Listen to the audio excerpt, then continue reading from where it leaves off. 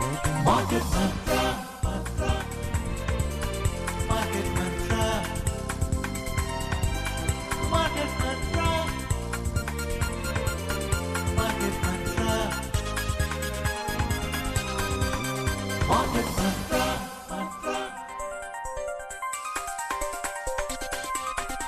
Market Mantra. Namaskar and welcome to Market Mantra, the program in which we give you a complete update on the economic, business and stock market news of the day. Well, I'm Lalema Aneja Dang and with me is my co-anchor Subodh Mishra.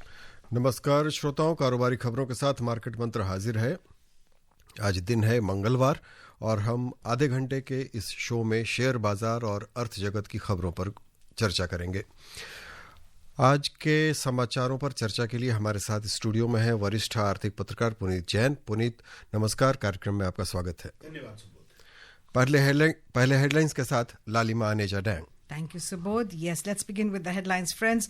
India's retail inflation eases to 3.16% in April, lowest since July 2019. Benchmark domestic equity indices end around 1.5% down amid profit booking. Sensex slumps over 1,200 points. Nifty closes below 24,600. And India proposes retaliatory tariff to counter US duties on steel and aluminium at WTO. अप्रैल में खुदरा मुद्रास्फीति की दर लगभग 5.5 साल के न्यूनतम स्तर 3.16% पर रही। देश के शेयर बाजारों के सूचकांक पर मुनाफा वसूली का साया। सेंसेक्स 1,200 अंक से ज्यादा गिरा, निफ्टी 24,600 से नीचे। और भारत ने अमेरिका द्वारा इस्पात और एल्यूमिनियम पर लगाए गए आयात शुल्कों के जवाब में WTO में शुल्क बढ़ाने का प्रस्ताव दिया।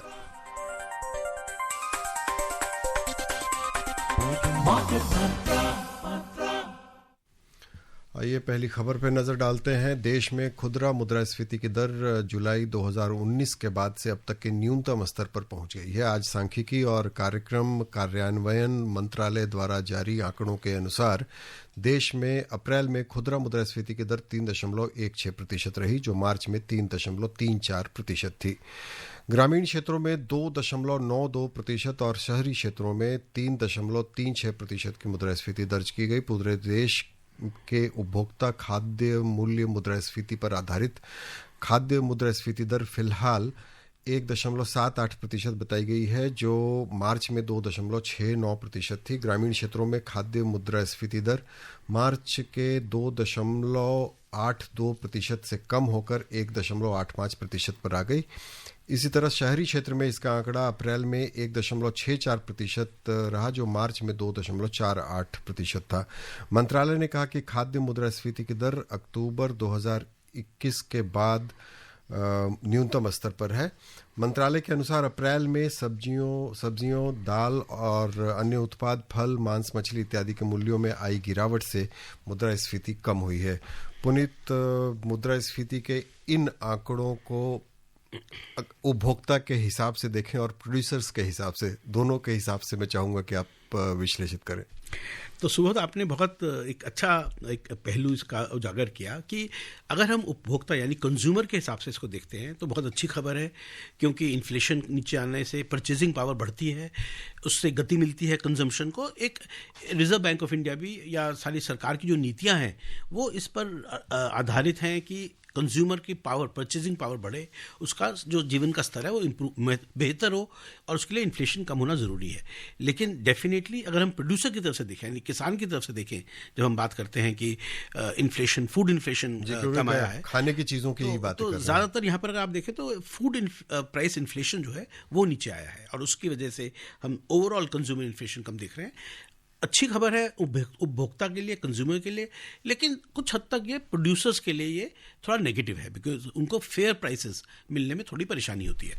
तो अभी अगर हम स्तर देखें ओवरऑल इन्फ्लेशन का जो 3.16 है, मुझे लगता है अभी तक ये कोई चिंता का विषय नहीं है।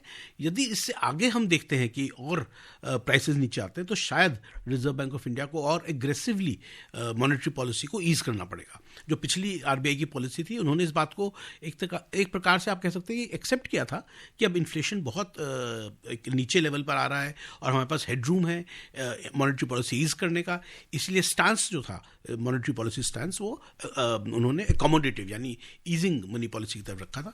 तो मुझे लगता है कि directionally we are still comfortable, पर यहाँ पर और थोड़ा इकोनॉमिक ग्रोथ को और मजबूत करने की ज़रूरत है. Puneet, two things. A, in India, we say that the RBI says inflation should be between 4 and 6%. US says not less than 2%. When we see the statistics here, rural inflation 1.85% and urban is 1.64%. That puzzles me. So, Lalima, so it's right. First of all, I think central banks across the world, they also have a minimum level of inflation and upper band of inflation. So RBI says inflation should be between 4% and 6%. Like Subodh said earlier, there has to be balancing between benefits for the consumers and benefits for the producers. So producers must also get fair price for their produce. Right. So therefore, like you said, the USA says we don't want inflation to be below 2%. They want inflation to be around 2%. In India, we say it should be between 4 and 6%. So we understand that lower than a certain level of inflation is not particularly good for the economy, because that means the consumption is not is falling. Like you mentioned, in rural India, if you see, if inflation falls below a certain level, then we need to be aware of it. We need to be conscious of that fact, and probably take steps to push consumption higher. So I think the message here, if you see the rural and the urban comparison, then it draws that the difference between the two. Is it always a tightrope walk for the government to balance between inflation and growth, Puneet? Absolutely. In fact, and therefore, the government at times, it will prioritize inflation and put less emphasis on growth, and that is the time when we see higher interest rates. Interest rates will be increased to control inflation and sacrifice growth. Now, of course, with inflation not being such a major issue, government will shift its stance to supporting growth through monetary and fiscal policies, and they will not be so bothered about inflation. So the government policies change accordingly. Okay. क्योंकि वही inflation के आंकड़े अगर ठीक ठाक हैं, मतलब जिसको कहते हैं काबू में हैं हमारे, तो फिर सरकार के लिए, जैसा अभी इन्होंने कहा कि हेडरूम है, थोड़ी जगह है खेलने के लिए कि चलो हम कुछ कर सकते हैं, कुछ कदम उठा सकते हैं, कुछ क्या कहें हम उसे नहीं, और जो इंसेंटिव्स देते हैं और मॉनेटरी पॉलिसी के थ्रू, उससे एम्प्लॉयमेंट भी बढ़ती है. तो आप काउंटर साइक्लिकल है, तो आप थोड़ा इकोनॉमी को बूस्ट करने के लिए बूस्ट करेंगे तो एम्प्लॉयमेंट बहुत सारे कदम उठाए जा सकते हैं, उसकी गुंजाइश बनती है. चलिए अब सेंसेक्स पे नजर डालें. आज बम्बई स्टॉक एक्सचेंज का सेंसेक्स लगभग 1.5% की गिरावट के साथ बंद हुआ. कल के उछाल के बाद आज बाजार में मुनाफा वसूली का रुख रहा और निवेशक कुछ हद तक एहतियात बरतते दिखे. सेंसेक्स आज 1282 अंक यानी 1.55% गिरकर 81,148 पर बंद हुआ. नेशनल स्टॉक एक्सचेंज का निफ्टी 346 अंक यानी 1.39% गिरकर 24,578 पर रहा. लेकिन बीएसई के मिड कैप इंडेक्स और स्मॉल कैप इंडेक्स में थोड़ी बढ़त देखी गई. मिड कैप 0.17% और स्मॉल कैप लगभग 1% ऊपर रहा. All right, let's take a look at the stocks in detail. The benchmark domestic equity indices today ended with losses of around 1.5% as markets took a breather amid profit booking and cautious sentiment from investors following the previous session's massive rally. The 30-share index at the Bombay Stock Exchange Sensex slumped 1,282 points or 1.55% to close at 81,148. The National Stock Exchange Nifty 50 dropped 346 points or 1.39% to settle at 24,578. However, the broader market indices at the BSE bucked the trend. The mid-cap index added 0.17%. The small-cap index rose almost 1%. In the Sensex pack, 25 out of 30 companies edged down. In the top laggards, Infosys slid over 3.5%, Power Grid slipped 3.4%, and Eternal dipped almost 3.4%. While among the top gainers, Sun Pharma rose over 0.8%, Adani Ports added almost 0.5%, and Bajaj Finance increased almost 0.3%. In the Sectoral indices at the BSE, 16 out of 21 sectors ended in negative territory. In the top laggards, focused IT declined over 2.4%. Tech dropped almost 2.4% and IT slipped 2.2%. Among the top gainers, industrials advanced over 1.2%, capital goods gained over 1%, and healthcare as well as services both increased over 0.9% each. Meanwhile, the overall market breadth at the BSE was positive as shares of 2,559 companies advanced, 1,402 declined, and shares of 140 companies remained unchanged. At the National Stock Exchange, 43 companies hit their 52-week high, while 10 companies hit their 52-week low. So, Puneet, looking at the geopolitical situation which the country has gone through, I think India is unstoppable. I mean, come what may, the FIIs may pull out, we may be having a kind of a war situation at the borders, but we refuse to be cowed on, and the Sensex just is soaring. What do you say? The fundamentals too strong right now? So, Lalima, it's interesting to look at the Indian stock markets or Indian stock markets being the proxy for the economy. I would say it is interesting to look at the markets over the last 1.5 months, because that is a crucial period in which a lot of events happened. Right. We had tariff scare in USA. We had almost this global trade war happening, and then we had war on our shores in a sense. And it was a very difficult period. Yes. Normally, such a time would have seen a very sharp fall in stocks and a lot of loss of confidence on behalf of investors. But what we saw in India was this optimism, even when the markets were going down and there was this despair that things may turn into a big war or something. We saw a lot of optimism among investors. Markets remained largely stable, and yesterday when good news came, the markets really soared. So we had 1,000 point rally on Nifty. Today, if you see, we just had a pullback of about 30%, 35% of the rise which happened yesterday. So we saw a 1,000 point rise yesterday, and we saw a pullback of about 350 points. So clearly, I think overall, if you see, markets have done extremely well, and I think going forward, it just shows how well positioned the Indian economy is, how well managed. And today we get this good news about inflation being under control, which raises the prospects of lower interest rates going forward. So I think overall the macroeconomic management of the economy has been phenomenal, despite tremendous challenges on the international scene. We haven't seen that in many countries. Honestly, I mean, if you look at Europe, you look at many other countries, the situation has been difficult for them. But in India, I think we've done very well. और भारत के निवेशकों ने काफी भरोसा दिखाया है अपने बाजार के प्रति. बिल्कुल. देखिए, फॉरेन इन्वेस्टर्स जो कई महीनों तक लगातार बड़ी जबरदस्त सेलिंग कर रहे थे, उस दौरान भी भारतीय निवेशक बने रहे. इन्वेस्टर्स एसआईपी के आंकड़े बड़े जबरदस्त. हाँ, जबरदस्त. मतलब करीब 30,000 करोड़ रुपए महीना. और इस पूरे दौरान जब ये ट्रेड टेंशंस भी थी और पहलगांव के जो हादसा था उसके बाद भी वो इन्फ्लोज बने रहे. लेटेस्ट आंकड़े भी बहुत अच्छे थे. कमाल की ये बात है. और जो आपने अभी कहा था, तो श्रोताओं को हम याद दिला दें कि जैसे आज हम 1.5% की गिरावट देख रहे हैं. कल बाजार बढ़ा था, लेकिन हम जैसा इन्होंने कहा कि एक महीने का आंकड़ा देखते हैं, तो एक महीने में करीब 5.6% हमारा सेंसेक्स बढ़ा था. 6 महीने के आंकड़े पर देखें तो करीब हम 5.5% अप हैं, और एक साल पहले के मुकाबले अभी भी 3.25% से ज्यादा ऊपर हैं. तो सेंसेक्स, हाँ, मतलब एक साल आसान नहीं था ये. और सुबोध जी, ये काफी डिफिकल्ट पीरियड भी था पूरे इंटरनेशनल ट्रेड के लिए. आसान नहीं था. पूरी दुनिया में हमने देखा था काफी पुलबैक थे मार्केट्स में. तो मुझे लगता है कि भारतीय प्रदर्शन जो रहा है वो स्टॉक मार्केट्स का really में बहुत outstanding रहा. I think in lighter vein I can say it's not the Kumbh Mela which we organize, which is a case study for our, could be a case study for places like Harvard. It could also be our economy, which could be a case study. The resilience. Despite everything, despite COVID, despite Trump's announcements, and despite FIIs pulling out, and despite this war-like situation, we're still holding it out so well. So it's just not the weapons which are battle tested. I think the markets also got battle tested. एक और sector Puneet जो खास तौर पर अभी बात करना चाहूँगा, वो पिछले कुछ समय में जब हम देख रहे थे डिफेंस सेक्टर के लिए, और डिफेंस के लिए जब कुछ म्यूचुअल फंड्स भी स्पेशली जब उसके लिए आए थे और कि उसमें करेंगे, और उनका परफॉर्मेंस बहुत अच्छा नहीं था. शुरुआती दौर में हालत बहुत ही खराब थी और बल्कि एडवाइजर्स बता रहे थे कि भाई इससे जरा दूर ही रहो। अभी जो हालत देख रहा हूँ और अब जो स्थिति बन गई है, अभी भी हम संघर्ष विराम पर हैं, युद्ध विराम नहीं है।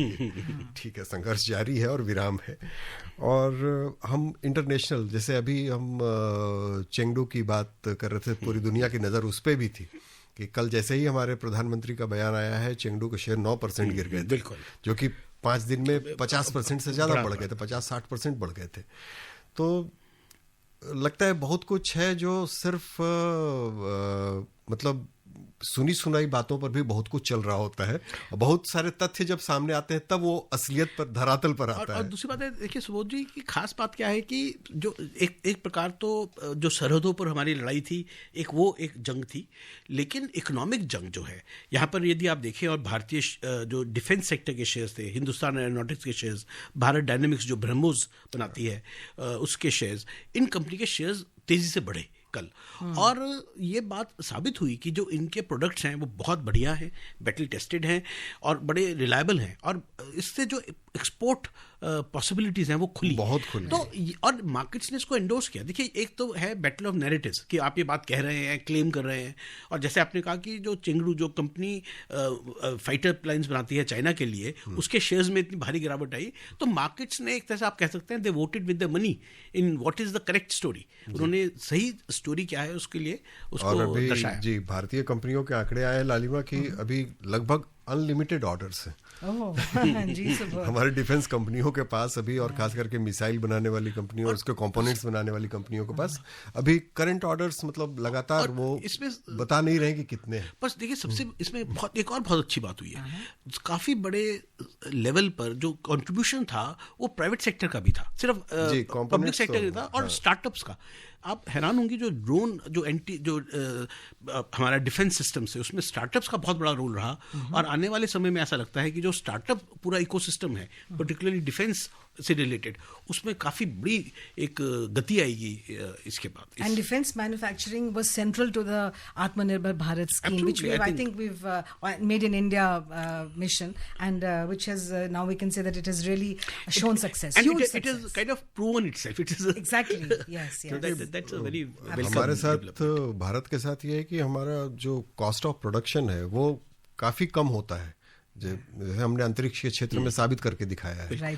तो डिफेंस प्रोडक्शन में भी हम ये साबित करके दिखा सकते हैं, और इसका बहुत बड़ा बाजार हो सकता है, बहुत बड़ा बाजार। क्योंकि देखिए, अफ्रीका, एशिया की कोई जो देश हैं जो इतना महंगा इक्विपमेंट अफोर्ड नहीं कर सकते, मुझे लगता है भारत के लिए वो काफी बड़ी मार्केट है। As it is, we exporting defense equipment worth around 50,000 crore rupees. But I think this is likely to this is probably a very conservative estimate. And but I think it will go up multiple folds. Ji, right. आइए देखें रुपए का क्या हाल रहा है। अंतरबैंकिंग विदेशी मुद्रा बाजार में रुपए आज एक अमेरिकी डॉलर की तुलना में सिर्फ 4 पैसे बढ़कर 85 रुपये 34 पैसे पर बंद हुआ। इससे पहले आज भारतीय मुद्रा में थोड़ी तेज़ी देखी गई थी, क्योंकि भारत और पाकिस्तान के बीच संघर्ष विराम होने और अमेरिका और चीन के बीच व्यापार युद्ध खत्म होने के आसार से रुपए को बल मिला था। लेकिन फिर कच्चे तेल की बढ़ती कीमतों, मजबूत अमेरिकी मुद्रा और घरेलू बाजार में गिरावट से तेजी खत्म हो गई। दुनिया की अन्य 6 प्रमुख मुद्राओं की तुलना में डॉलर की मजबूती नापने वाला डॉलर सूचकांक अंतर्दिवसीय कारोबार में 101.58 पर चल रहा था। इसके साथ ही हम एशिया और यूरोप के बाजार पे भी नज़र डालते हैं। प्रमुख एशियाई बाजारों में आज बढ़त का रुख बना रहा। जापान का निक्केई 1.4%, चीन का शंघाई कंपोजिट 0.17%, सिंगापुर का स्ट्रेट टाइम्स 0.13% बढ़कर बंद हुआ। दक्षिण कोरिया के कोस्पी सूचकांक में ज़्यादा बदलाव नहीं रहा, लेकिन हांगकांग का हैंगसेंग 1.8% से ज़्यादा गिर गया। ताज़ा समाचार मिलने तक यूरोप के प्रमुख सूचकांकों में हल्की तेज़ी देखी जा रही थी। जर्मनी के डैक्स, फ्रांस के कैक और लंदन के FTSE 100 तीनों में 0.1% की बढ़त बनी हुई थी। चलिए हम इन बाज़ारों पर पुनीत से बाद में बात करेंगे। अमेरिका के बाजार बाजार पे भी नजर डाल लेते हैं पहले। जी, absolutely. US stocks ended sharply higher on Monday after the US and China agreed to temporarily slash tariffs, bringing some hopes for the easing of a global trade war. All the three major indices registered their biggest single-day percentage gains since April 9. The Nasdaq Composite surged over 4.3%, S&P 500 gained over 3.2%, and Dow Jones Industrial Average climbed more than 2.8%. Climbed, well, I would say that they have climbed down, the China and US, and come to a certain platform, and where they were talking about 245% tariffs, they really come down to 10%. Could you throw some light on this, Puneet? So, Lalima, the China-US the China-US drama actually, and if you see this whole episode right from April boils down to US versus China. In fact, so US raised tariffs against everybody in the world, then they rolled back tariffs against all other countries except China, and then eventually, after talks with China, they are beginning to roll back tariffs on China. So I think the gist of the story is that it is US versus China in the global trade wars, so to say, and all of the countries are kind of spectators or rather collateral damage, you can also say, in this whole battle. So I think that is what markets are focused on. And interestingly, when Subodh was reading out the story today on Asian and European markets, you will see that despite this massive jump in US stock markets yesterday, Asian markets and European markets did not rise very significantly, except Japan, because Japan, of course, is impacted more directly by this trade war. So my own sense is that as we go forward, things will now start stabilizing in the global markets. The Asian and European markets are already kind of taking it a bit cool right now. And going forward, I think the US markets will also stabilize now. We've seen a lot of volatility. Yes. The VIX, the volatility index in US had at one point shot up to 40%. So expecting 40% you can say movement in the indices. And today that index has now fallen to about 16-17%, which is fair. So and that tells us what is likely to happen going forward. So I think VIX's volatility index is telling us that much of this uncertainty is now behind us. Going forward, we'll see some more stability. हाँ, क्योंकि दुनिया में वैसे भी लग रहा है कि अब रूस और यूक्रेन के बीच भी शायद शांति हो जाए, बातचीत के लिए कम से कम आगे बढ़ रहे हैं. ऐसा लगता है वो अब लड़कर थक गए हैं और वो अब कुछ शांति वो भी चाहते हैं. I think the bottom line is that in this whole India has always believed in Vasudhaiva Kutumbakam, and it's a symbiotic relationship, one country with the other. You know, no one country can live like an island. और वैसे भी हाँ लालिमा, अब तो स्थिति वही हो ही गई है कि अब को दुनिया में कोई भी देश अकेला नहीं है और आइसोलेटेड नहीं है. हर किसी पर हर किसी का असर पड़ता है. All right, let's take a look at another story coming from the US. Well, the US President Donald Trump signed an executive order aimed at lowering drug prices, demanding that drug companies offer prices for prescription drugs comparable to those in other developed nations. Health and Human Services Secretary Robert F. Kennedy Jr. will establish a mechanism through which American patients can buy their drugs directly from manufacturers who sell to Americans at a most favored nation price, bypassing middlemen. Trump told reporters at the White House before departing for the Middle East that they are going to pay the lowest price there is in the world. According to recent data, the prices Americans pay for brand name drugs are more than 3 times the price other OECD nations pay, even after accounting for discounts manufacturers provide in the United States, the order noted. The United States has less than 5% of the world's population, yet funds roughly 75% of global pharmaceutical profits, according to the order. So, एक और खबर America की है जी. और भारत ने इस्पात और aluminium पर अमेरिका द्वारा लगाए गए शुल्कों का मुकाबला करने के लिए जवाबी शुल्क लगाने का प्रस्ताव किया है. भारत ने विश्व व्यापार संगठन WTO को चुनिंदा अमेरिकी वस्तुओं पर आयात शुल्क लगाने की अपनी योजना के बारे में सूचित किया है. भारत का कहना है कि अमेरिका के कदम सामान्य व्यापार और शुल्क समझौते GATT 1994 और सुरक्षा उपायों पर समझौते AOS के अनुरूप नहीं है. WTO में अमेरिका का कहना था कि भारतीय वस्तुओं पर शुल्क राष्ट्रीय सुरक्षा की वजह से लगाए गए थे और उन्हें सुरक्षा उपाय नहीं माना जाना चाहिए. प्रस्तावित शुल्क दरें अभी WTO के अधिसूचना चरण में है। भारत ट्रंप प्रशासन के साथ एक नए द्विपक्षीय व्यापार समझौते को अंतिम रूप देने के करीब है। WTO के अनुसार अमेरिकी सुरक्षा उपायों से भारतीय उत्पादों के 7 अरब 60 करोड़ डॉलर मूल्य के आयात पर असर पड़ेगा, जिसमें अनुमानित शुल्क संग्रह 1 अरब 91 करोड़ डॉलर है। तो अभी जैसा लालिमा ने बताया, कुछ पॉजिटिव बातें हैं और कुछ ये बातें हैं जो थोड़ी शंका उत्पन्न कर रही हैं। पुनीत, सुबोध जी, देखिए, जो भारत का जो स्टैंस है WTO में, पर्टिकुलरली सेफ गार्ड ड्यूटीज़ को लेकर, वो एक टेक्निकल स्टैंस है। मुझे नहीं लगता कि भारत इसको ज़्यादा परस्यू करेगा, क्योंकि हमारी ट्रेड डील जो है USA के साथ, that is in the works, वो होने वाली है और काफ़ी एडवांस स्टेज पे है। तो मुझे लगता है वो सब इन विषयों को, इन चिंताओं को वो एड्रेस करेंगे। और मुझे लगता है वो ट्रेड डील जो है भारत और USA के बीच, वो काफ़ी महत्वपूर्ण रहेगी, जिसकी रूपरेखा शायद अगले कुछ सप्ताह में हमारे सामने होगी। And Puniji, if US lowers prices of their prescription drugs, 1/3 of drugs coming from India, but they are generic drugs, I believe, which go to the US. Would that affect our exports? In fact, there is a school of thought which says that India will probably benefit because Indian companies are able to supply drugs at much lower costs. And it is the middlemen, like the order also says, it is the middlemen who are making such a huge profit in USA. It is not the Indian companies. So Indian manufacturers may actually be encouraged to supply more to US markets.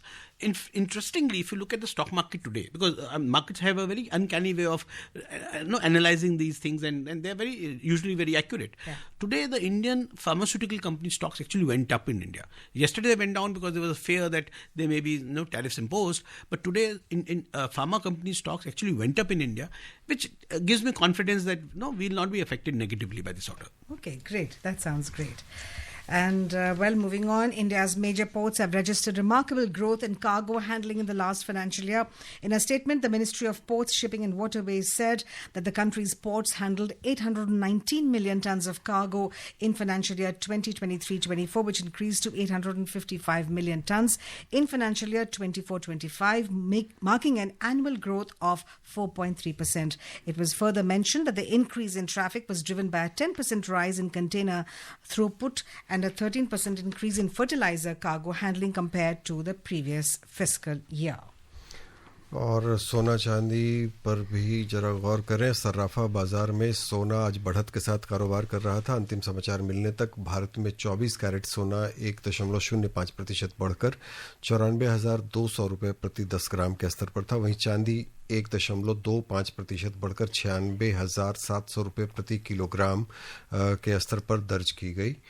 Multi commodity exchange में अंतिम समाचार मिलने तक जून में आपूर्ति किए जाने वाले सोने का वायदा मूल्य 0.93% बढ़कर 93,766 रुपये प्रति 10 ग्राम पर चल रहा था। वहीं जुलाई में आपूर्ति की जाने वाली चांदी का वायदा मूल्य 1.31% बढ़कर 96,596 रुपये प्रति किलोग्राम पर था। And look at the oil prices. Well, oil prices rose today. However, gains were capped as traders assessed whether the pause in US and China trade war will lead to a long-term deal.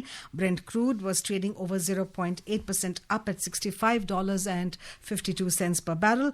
WTI crude was trading 1% up at $62.57 per barrel when reports last came in. So, Puneet, your comments on both the oil and the क्योंकि metal. सोना हमने 1 लाख के आसपास देखा है, अब 94,000 पे है।